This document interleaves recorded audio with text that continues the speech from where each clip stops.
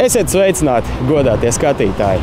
Rīga ir uzskatāma par Latvijas nozīmīgāko transporta un tranzīta nozares mezglu. Cauri pilsētai ikdienu plūst simtiem tūkstošu dažādu kravu. Līdz ostai šīs kravas lielākoties tiek nogādātas pa ceļiem. Tādēļ mēs nolēmām papētīt dziļāk vienu no būtiskākajiem šīs plūsmas posmiem – Salu tiltu. Uz šo tiltu tiek novirzīta liela daļa kravu plūsmu, tādējādi atslogojot pilsētas centru. Tagad tiltam vajadzīga steidzama rekonstrukcija. Remontu plānots sākt nākamgad, pēc Dienvidu tilta 3. kārtas pabeigšanas. Tiltu varētu rekonstruēt 2 gadu laikā, bet tam nepieciešama 15 miljonu latu. Rīgas domes satiksmes departaments naudu tilta rekonstrukcijai cer iegūt no Eiropas Savienības struktūra fondu līdzekļiem, kā arī valsts mērķdotācijām. Salu tilta rekonstrukciju veiks 2 posmos. 1. gadā tiks slēgta viena puse no tilta, bet 2. gadā tiks rekonstruēta arī otra puse tilta. Līdz rekonstrukcijas sākšanai satiksmes departaments veiks atsevišķu būtisku bojājumu remontu.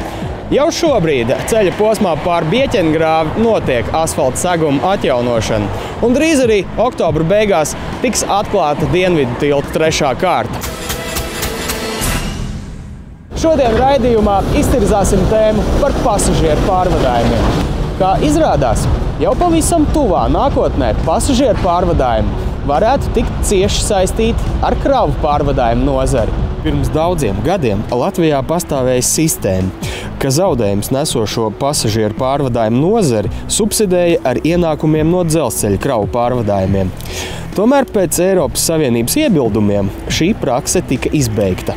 Tagad Saeimā tiek virzīti grozījumi dzelzceļa likumā, kas netiešā veidā nozīmētu atgriešanos pie vecās sistēmas. Tie paredz, ka turpmāk, ja valsts budžetā nepietiks naudas, lai dotētu pasažieru vilcienu, nauda tiks ņemta no citas valstī piederošās kompānijas – Latvijas dzelzceļa peļņas.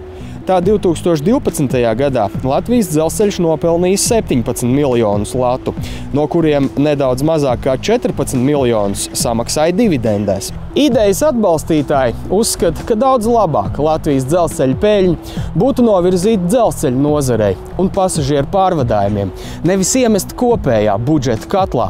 Savulaik ieviešot Eiropas komisijas prasības, kas bija izteiktas pārkāpumu procedūras ietvaros, tika noteikti arī vienādi infrastruktūras maksas maksāšanas noteikumi, taču attiecībā uz pasažieru vilcienu tur tā nevienmēr viņa vaina, kad rodas kavējums, jo viņam vienkārši nav laicīgi saņemt naudu no valsts. Gadās tas, ka viņam uzkrājās arī diezgan lieli soda naudas maksājumi. Tas ir laikam galvenais iemesls, kāpēc mēs šobrīd piemērojam šo izņēmumu, lai attiecībā uz pasažieru vilcienu, kas tomēr cits tirgus segments un neietekmē kravas pārvadātājs, neradītos tāda absurda situācija, ka valsts soda pati sevi.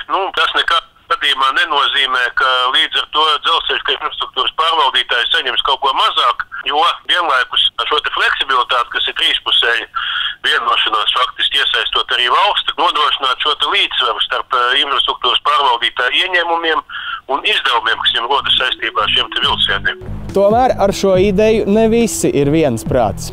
Neskatoties uz to, ka tādā veidā tiktu panākti nepieciešamie līdzekļi pasažieru pārvadājumiem, tas ilgtermiņā var negatīvi ietekmēt kravu pārvadājumu nozari. Baltijas valstis vispār salīdzinot ar pārējām Eiropas Savienības dalību valstīm ir vienas no retajām, kurās infrastruktūra netiek dotēta. Un līdz ar to ir jādomā kaut kāda risinājuma, kā pakāpeniski palielināt valsts līdzdalību.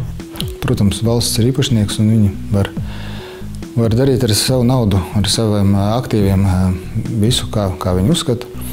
Mēs jau sen esam vērsuši valsts uzmanību uz to faktu, ka tāda plānveida dividenšu izņemšana no dzelzceļa, viņi var novest pie straujas dzelzceļa aktivitāšu samazināšanās. Valstī būtu jāpalīdz dzelzceļam ar savu naudu, bet patreiz notiek otrādi, kad viņi vēl paņem pēdējo, kas dzelzceļam ir. Bet mums vajadzīga nauda attīstīties, jo vairāk attīstīsimies, jo lielāku nodokļu maksu mēs kopā ar pārējiem tranzīta biznesa pārstāvjiem ar ostām spēsim nomaksāt valstī. Nevajag šauri skatīties tikai uz šīm dividendēm.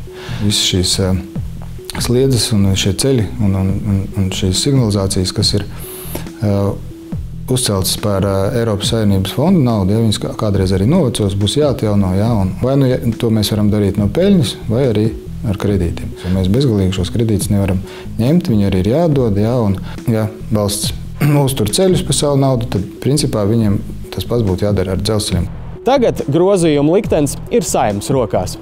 Skaidrs, ka pasažieru pārvadājumi ir sabiedrībai būtisks pakalpojums, un valstī jāveic tā dotācija. Tomēr vai netiešais šķērs subsīdiju variants tiks apstiprināts, rādīs laiks.